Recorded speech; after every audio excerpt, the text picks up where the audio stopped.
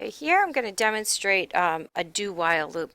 Now, a while loop is a pre-test loop, and that means that the Boolean expression is tested before the loop even starts.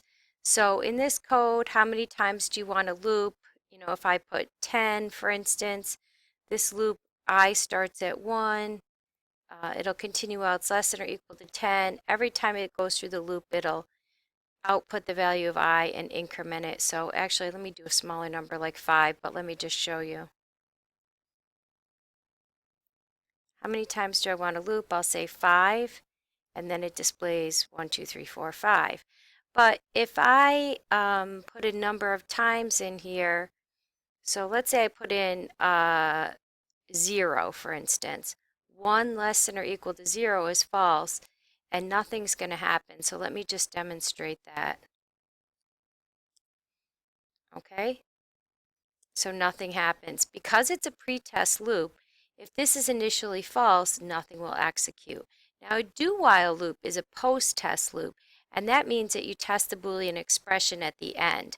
I'm going to show you the syntax. I'm going to take my while Boolean expression and put it at the end here.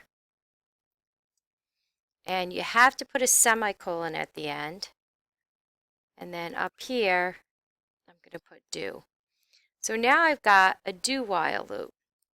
So I is assigned the value of 1, right? It'll output I, it'll increment I, and then it'll check the condition. So let's start off with my first example. When it says, how many times do you want to loop? I'm going to say 5.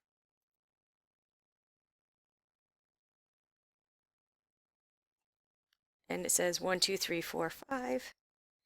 And I'm going to run it again, but I'm going to put in 0. How many times do you want to loop? I'll say 0.